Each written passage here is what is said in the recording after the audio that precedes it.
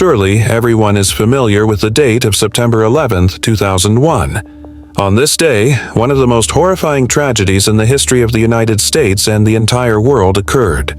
A large-scale terrorist attack that claimed thousands of lives and gave rise to countless conspiracy theories. In this episode, we will examine what happened before the events of September 11th, who was behind the organization of the attack, and why the intelligence services turned out to be powerless to prevent it. Thank you for your support, and watch the video until the end. Today, we will tell the story of how these events were prepared, purely for educational purposes. The original plan was devised by Khalid Sheikh Mohammed back in 1996.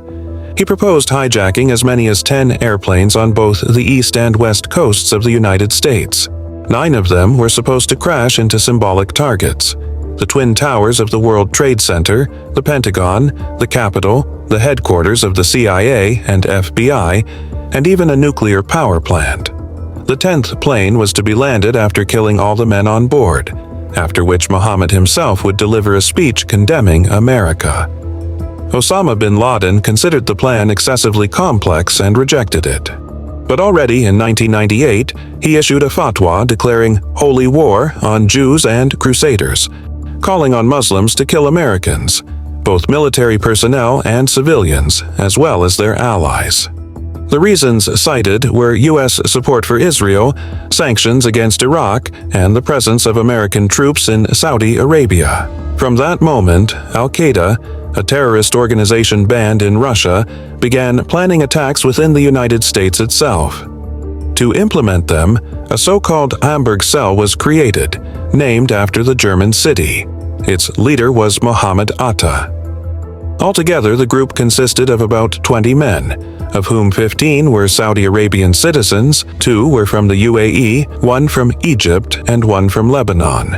According to CIA Director George Tenet, all 19 participants easily obtained visas and legally entered the U.S. at the end of 1999. In the same year, they pledged allegiance to bin Laden. It is noteworthy that most of them came from relatively well-off families and received education at European universities. For example, the leader of the group initially studied urban planning at the Technical University of Hamburg. Once in the United States, they attended flight schools. One instructor later recalled, "On the first day they said they wanted to fly Boeings right away. We explained that they had to start with small planes." 3 weeks before the attack, the targets were distributed among 4 teams. Thus, the Capitol was codenamed the Law Faculty, the Pentagon was called the Faculty of Arts, and the World Trade Center received the codename the Faculty of Urban Planning. Rumors suggest that in the summer of 2001, in Ljubljana, Vladimir Putin warned George Bush about serious financial support being channeled to the terrorists, saying that it was only a matter of time before everything turned into a catastrophe. The main task of the terrorists was to smuggle weapons onto the airplanes past security screening. In released footage from Portland Airport, several participants are seen passing through security. Some were screened additionally, but nothing was found. This was because they carried box cutters, utility knives used for cutting cardboard. At the time, U.S. airline rules allowed blades shorter than 10 mm to be brought on board in hand luggage. Lawyer Ron Motley later commented, "Even after the metal detectors went off, security did not properly check the luggage and failed to detect the weapons that were later used in the hijackings." It was with the help of these knives that the 19 terrorists hijacked 4 planes. 2 were directed into the Twin Towers of the World Trade Center, 1 into the Pentagon, and the 4th was intended for the Capitol. The pilots were killed and the group members took control. The passengers were told that no one would be harmed, and that this was just a political action with demands. Unfortunately, 3 planes reached their targets. The 4th, thanks to passenger resistance, crashed in a field near Shanksville. As a result of the impacts, fires broke out in the Twin Towers, leading to their collapse. The Pentagon also suffered a major fire. The total death toll amounted to 2,977 people. In New York, 2,606, among them 341 firefighters, 2 paramedics, 60 police officers, and 8 emergency medical personnel. At the Pentagon, 125 people were killed.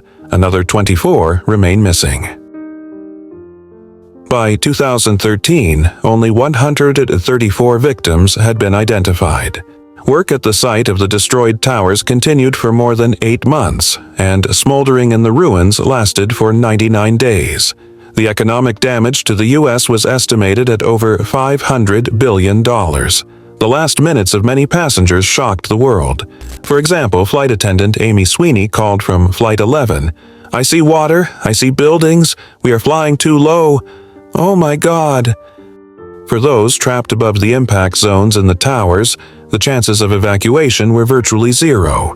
The stairwells were cut off.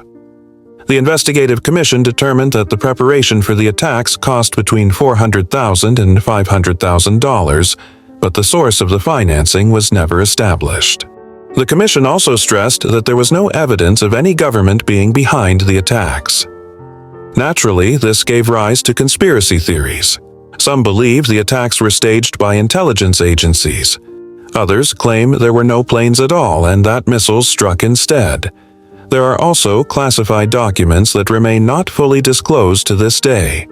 On September 14, 2001, the FBI published a list of the 19 terrorists and stated it was absolutely confident in their identification.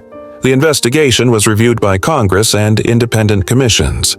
None of the reviews found reason to doubt the official version. The organizer of the attacks was named as Osama bin Laden and al-Qaeda. In 2004, an independent commission released a final 600-page report acknowledging that the terrorists had exploited serious gaps in the U.S. security system. After the tragedy, airport security measures were drastically tightened. Cockpit doors were reinforced and could only be opened from the inside. The U.S. declared a war on terror and sent troops into Afghanistan. In 2011, bin Laden was killed. In addition, the Patriot Act was passed, allowing intelligence agencies to wiretap calls, monitor correspondence, and track citizens' online activity. This was later revealed by Edward Snowden, but that is a topic for a separate video. Today, on the site of the Twin Towers stands a memorial, 2 pools with waterfalls, as well as a memorial park. At the Pentagon, an internal chapel was built. Do you believe in the official version, or are you inclined to think that the U.S. authorities knew about the preparation and chose not to stop it? Be sure to share your opinion in the comments.